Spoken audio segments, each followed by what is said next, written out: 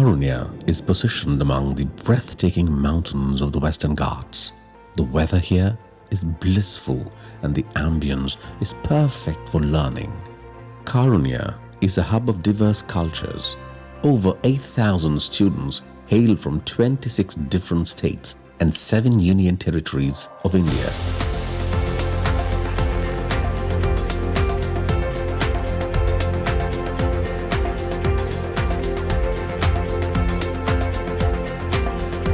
Besides, Karunya also nurtures international students from across the globe for internships and projects. Karunya delivers sound knowledge and keeps her student community updated through various technical workshops, seminars, guest lectures handled by renowned academicians. Students at Karunya organize and participate in challenging events and competitions from time to time. They are compassionate yet fierce, learning from setbacks and aspiring to be successful.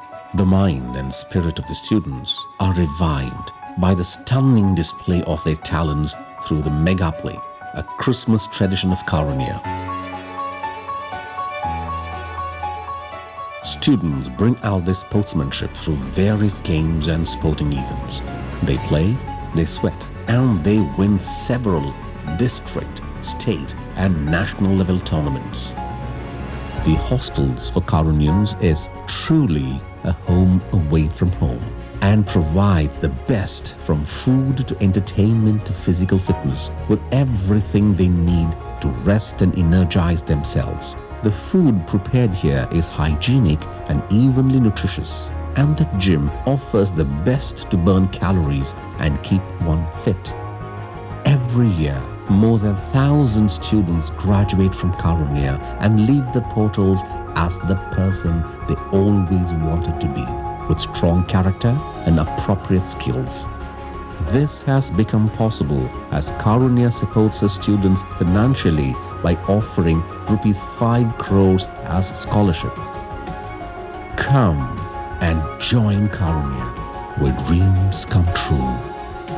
For course details and admissions, log on to karunya.edu or mail to admissions@karunya.edu or call toll-free number 1800-425-4300.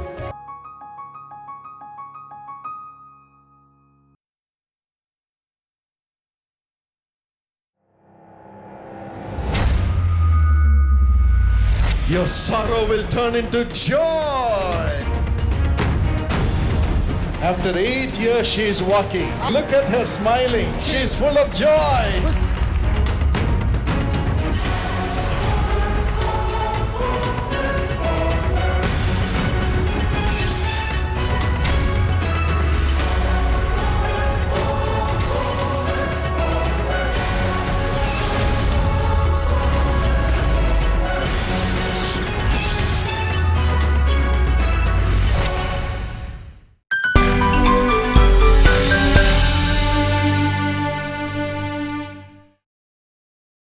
My precious brothers and sisters, I greet all of you in the name of our Lord and Savior Jesus Christ. मेरे प्रिय भाई और बहनों, मैं आप सबका अभिवादन हमारे प्रभु और उद्धारकर्ता यीशु ख्रिस्त के नाम में करती हूँ।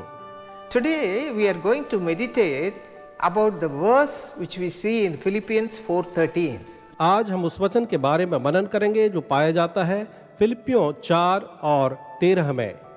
That verse says like this, I can do all things through Christ who strengthens me.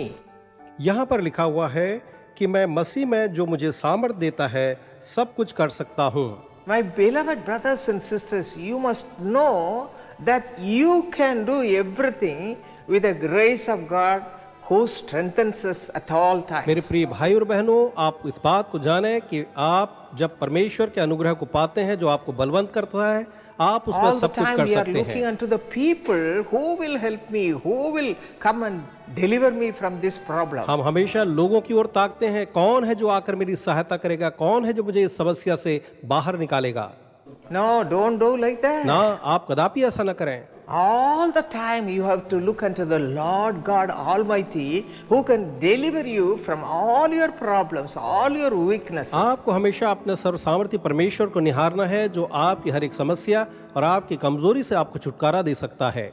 St. Paul, the servant of God, suffered in his body from a disease. हम देखते हैं कि संत पौलुस जो अपने शरीर में किसी प्रकार की रोग से बहुत ज्यादा पीड़ित थे। What did he do?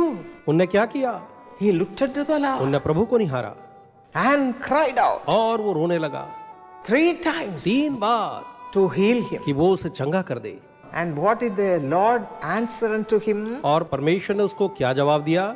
If you read 2 Corinthians chapter 12 verse 9, अगर आप दूसरा कुरिन्थियों अध्याय 12 उसके वचन 9 को निकाल करके पढ़ लें, the Lord said, तो यहोवा ने उससे कहा, I can deliver you at all times. मैं हमेशा तुझे छुटकारा दे सकता हूँ। My grace is sufficient for you, Paul. पौलुस, मेरा अनुग्रह तेरे लिए पर्याप्त है, My strength is made perfect in your weakness. क्योंकि जहाँ भी तेरी कमजोरी है वहाँ मेरी सामर्थ उसे सिद्ध कर देती है। And the servant of God believed that word. और परमेश्वर के दास ने उस वचन पर विश्वास किया। So we have to believe the word of तो God. हमें परमेश्वर के वचन पर विश्वास करना है। You have to look to the Lord आपको प्रभु को निहारना है and you have to read the word of और God परमेश्वर के वचन को पढ़ना है and believe the word of God. और उसके वचन पर विश्वास करना है। Through that you can receive all goodness, mercy, strength in your body, और everything. उसके द्वारा से आप जो है परमेश्वर की भलाई, करुणा और चंगाई को भी पा सकते हैं।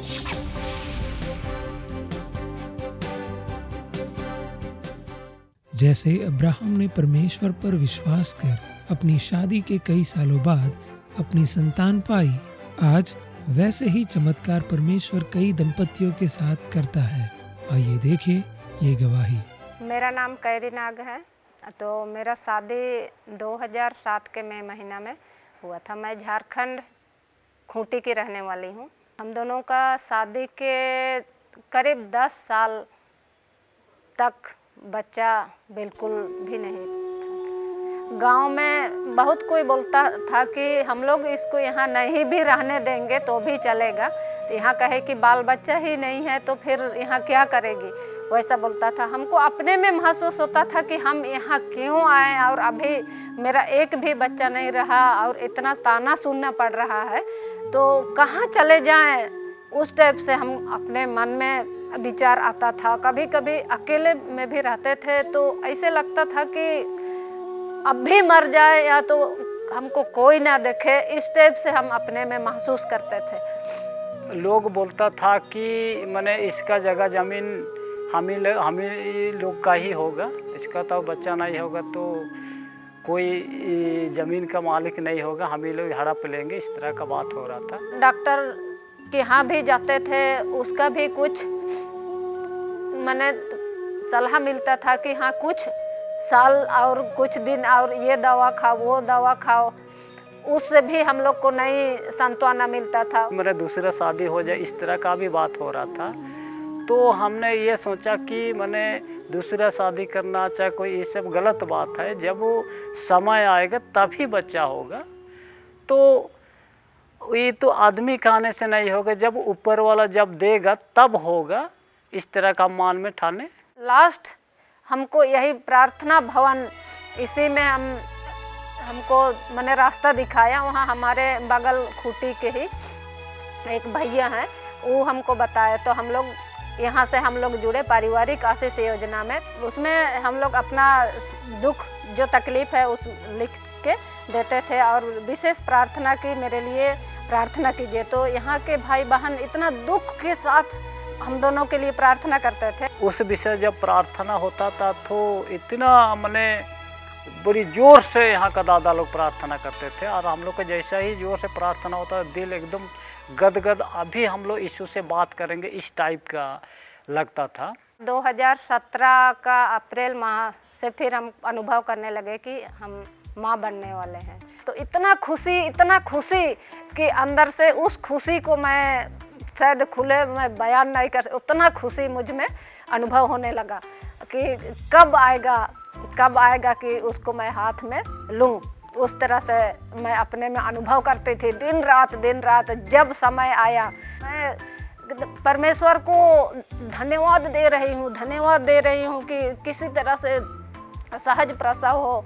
उसके बाद आधा घंटा भी नहीं हुआ, हम लोग अस्पताल पहुँचे थे और एक बच्चा आया। फिर थोड़ी देर बाद मैंने आधा घंटा करीब में डॉक्टर नर्स लोग मेरे सामने ले आई। फिर देखे तो बेटा है।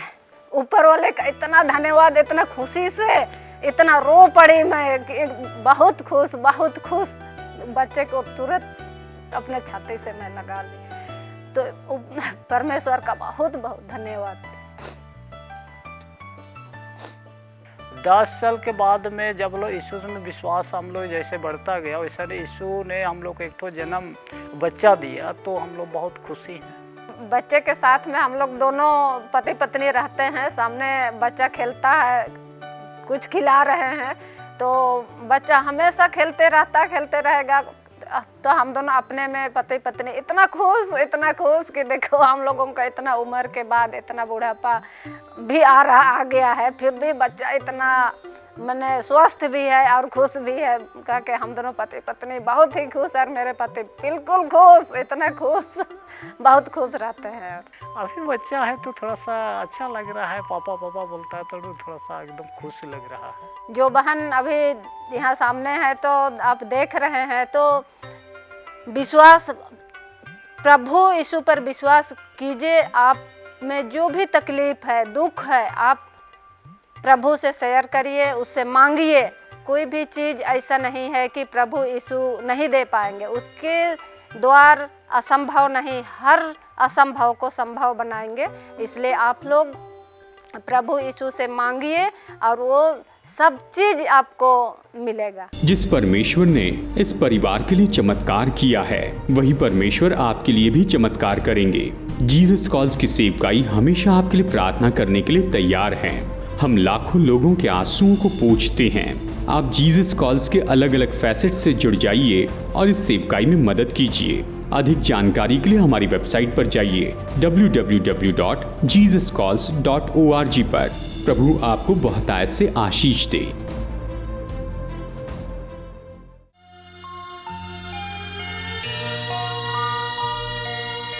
Fear not, I am with thee, blessed golden ray, like a star of glory, lighting up my way, through the clouds of midnight, this bright promise shown, I will never leave thee, never will leave thee alone. No, never alone. No, never alone. He promised never to leave me, never to leave me alone. No, never alone. No, never alone. He promised never to leave me, never to leave me alone. God is a God of justice. परमेश्वर जो है न्याय का परमेश्वर है। One side he says he's going to judge us. एक तरफ वह कहता है कि वह हमारा न्याय करेगा, Other side he has given us ways to escape the judgment. और दूसरी तरफ उसने हमारे लिए ऐसे मार्गों का प्रबंध किया है जिनके द्वारा हम उस न्याय से बच सकें। You can face the judgment. आप उसके न्याय का सामना कर सकते हैं।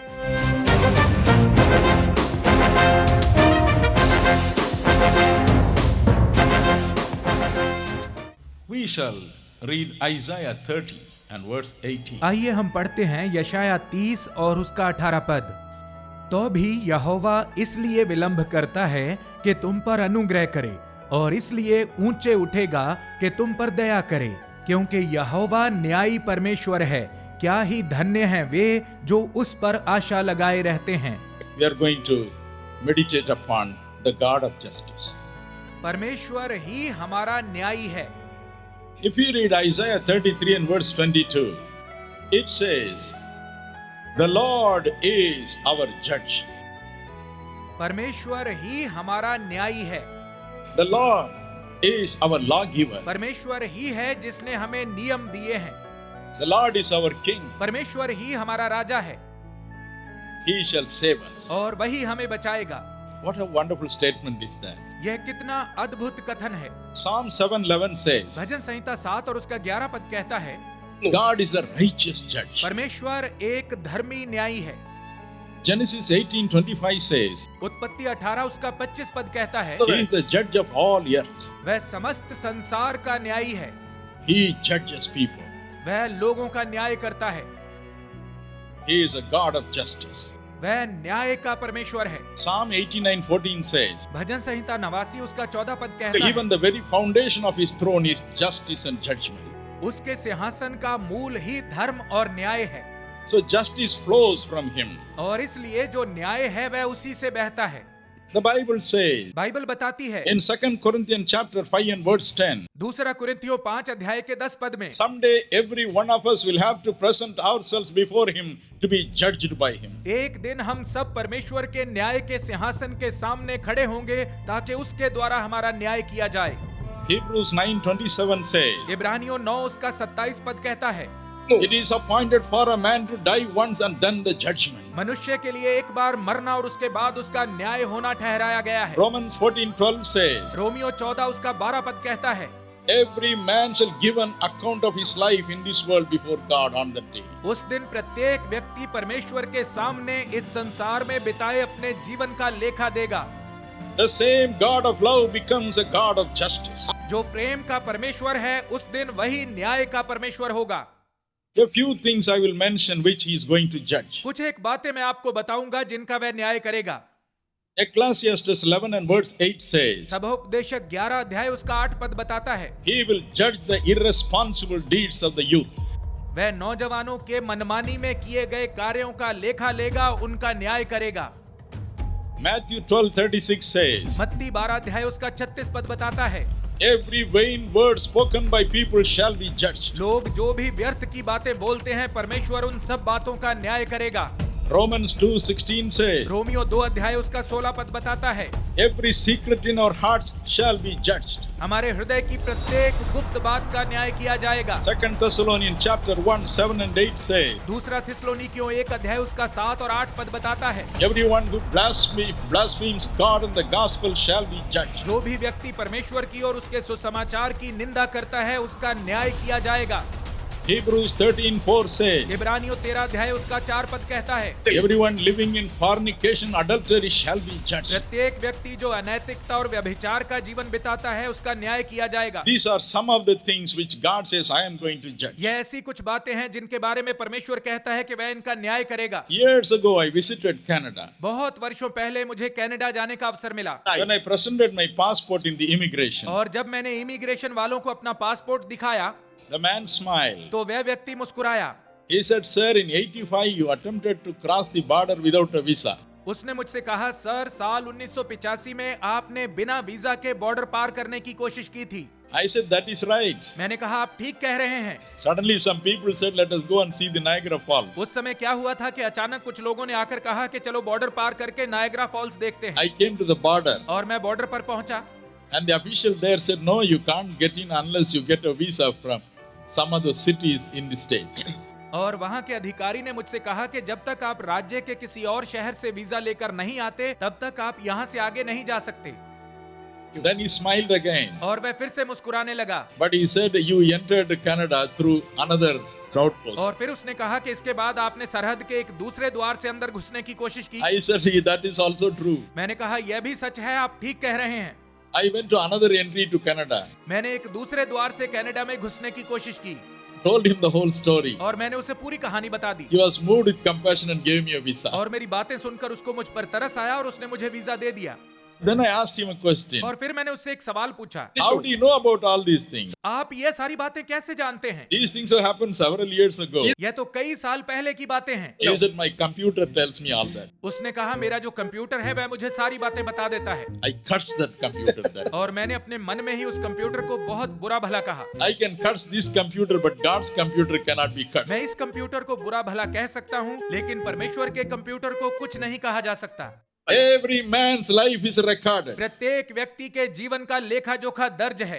And if we are going to cross the laws and commandments of God, if we are not going to follow them, we will end up in trouble. और यदि हम परमेश्वर के नियमों का, उसकी आज्ञाओं का उल्लंघन करेंगे, यदि आप उन पर चलेंगे नहीं, उन्हें मानेंगे नहीं, तो आप मुसीबत में पड़ जाएंगे।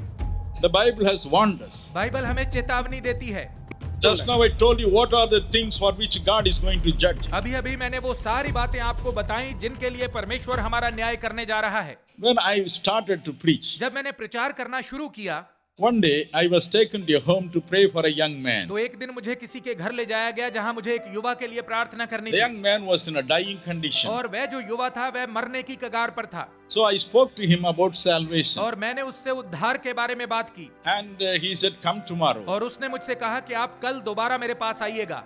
Next day I went. और मैं अगले दिन उसके पास गया। Then his parents said, don't go and trouble him. लेकिन उसके माता पिता ने कहा कि आप उसके पास जाकर उसे तकलीफ ना दें। You just sit in this room, sing a song for him, he will listen patiently from there. आप इसी कमरे में बैठे और उसके लिए प्रभु का गीत गाएं और वह वहीं से धीरज के साथ इसे सुनेगा।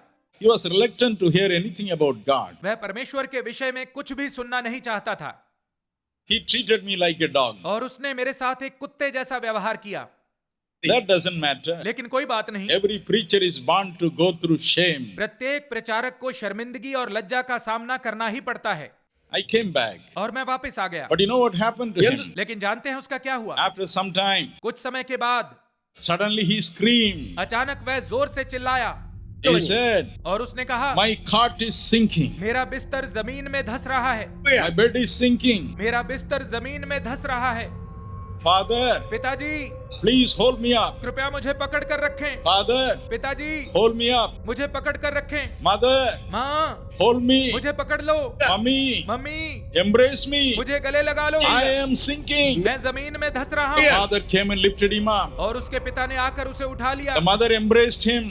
माँ ने उसे आकर गले लगा लिया। They said, son, you are not sinking. और उन्होंने कहा, बेटा तू जमीन में नहीं धंस रहा है। You are not sinking. तू धंस नहीं रहा है। He said, Mummy, उसने कहा, मम्मी, I am sinking. मैं धंस रहा हूँ। I feel I am sinking into fire. मुझे लगता है कि मैं धंस कर आग में जा रहा हूँ। Fire is everywhere. चारों ओर आग जल रही है। Mummy, mummy, I am sinking. मैं जमीन में धंस रहा हूँ। Daddy, daddy, I am sinking. मैं धंस रहा हूँ। Hold me up. मुझे पकड़ लो। Hold me up. मुझे पकड़ लो। And he died screaming. और इसी तरह से चिल्लाते हुए उसकी जान निकल गई। My dear brothers and sisters, मेरे प्रिय भाई और बहनों, there is a hell. वास्तव में एक नर्क है। Exactly as there is a heaven, there is a hell. जैसे एक स्वर्ग है वैसे ही एक नर्क भी है। It is burning even today. और आज भी वहाँ पर आग जल रही है। The Bible tells us so. Bible हमें ऐसा बताती है। You read Matthew 25, 40 and 41. यदि आप मत्ती 21 अध्याय उसके 40 और 41 पद को पढ़ें, It's burning even today. तो आज भी वहाँ पर आग जल रही है। 1 Timothy 5 and 24 says, पहला तिमुथियुस 5 अध्याय उसका 24 पद कहता है, some people's sins wait to be judged after the death of that person. कुछ मनुष्यों के पाप उनके मरने से पहले प्रकट हो जाते हैं और न्याय के लिए पहले से पहुंच जाते हैं। But the sins of some people are so open, God has to judge them now in this world itself. लेकिन कुछ मनुष्यों के पाप इतने साफ साफ नजर आते हैं कि परमेश्वर को उनके पापों का न्याय इसी समय इसी संसार में करना पड़ता है। There is no other way. उनके लिए और कोई तरीका नहीं है। So God has to do that. और इसलिए परमेश्वर को ऐसा करना पड़ता है। So what is the way out? लेकिन इससे बचने का तरीका क्या है? Let us get reconciled with the judge now itself. इसी समय उस न्यायी परमेश्वर के साथ मेल मिलाप कर लिया जाए। Let us open our hearts. आइए आज हम अपने हृदयों को खोल दें। Let us tell him, Father, you are a judge. आइए उससे कहें, पिता तू एक न्यायी परमेश्वर है, But forgive my sins. लेकिन मेरे पापों को क्षमा He कर। will accept you as a son or as a daughter. और वह आपको एक बेटे के रूप में और एक बेटी के रूप में ग्रहण करेगा। Hallelujah. Hallelujah, Hallelujah. हालेलुया। हम विश्वास करते हैं कि आपने इस संदेश के द्वारा आशीषों को पाया होगा। तो आइए अब बहन स्टेला दिनकरन के साथ मिलकर प्रार्थना में शरीक होएं और परमेश्वर की आशीषों को पाएं। Our precious heavenly Father, हमारे प्रेमी स्वर्गीय पिताजी, thank you Lord for your love, grace and mercy towards your children. आपके संतानों के प्रति आपके प्रेम, दया और करुणा के लिए आपका धन्यवाद पिताजी। You are a prayer answering God. आप प्रार्थना को उत्तर देने वाले परमेश्वर हैं। Even now your children are waiting, Lord, to receive all your blessings from your hand. अब आपके हाथ से आपके संतान आपकी आशीषों को पाने के लिए इस समय इंतजार कर रहे हैं पिताजी। In this world we don't have strength at all. इस संसार में हमारे पास कदापि कोई बल All the नहीं। time we feel that we are very weak in the body, soul and mind. हम हमेशा इस बात को पाते हैं प्रभु कि हम अपनी देह, आत्मा और प्राण में बिल्कुल कई बार बलहीन हैं। We cry that there is nobody to deliver us from our diseases, our weaknesses and all sorts of problem in our lives. और हम इस बात के लिए रोते हैं कि हमारे रोगों से, हमारे शरीर के नाना प्रकार के कष्ट और परेशानियों से हमें कोई भी छुटकारा देने वाला नहीं। Even now your children are waiting to receive your strength and blessing, Father. ओ पिताजी, इस समय भी आपके संतान जो हैं आपके बल और आपकी आशीष को पाने के लिए इंतजार में हैं। We can do all things through Christ who strengthens us. हम मसीह में जो हमें बल देता है सब कुछ कर सकते हैं पिताजी। Let the strength of the Lord come upon your people who are waiting to receive a miracle from your hand. उन्हें दें कि आपके लोग जो आपके बल के इंतजार में हैं आपके हाथ से एक आशीष पाने के लिए प्राप्त करें। Let the strength come from heaven right now. इसी समय स्वर्ग से वो बल उनके लिए आ जाए। Those who are waiting to receive the miracle, let them receive. वे जो एक चमत्कार के इंतजार में है वे उसे प्राप्त करें। Supply all their need, Master. ओ स्वामी, उनकी हर एक घटी को पूरा करें। Let them be full of your strength. उन्हें दें कि वे आपके बल से पूरी तरह परिपूर्ण हो जाएं। Touch their hearts. उनके हृदयों को छू लें।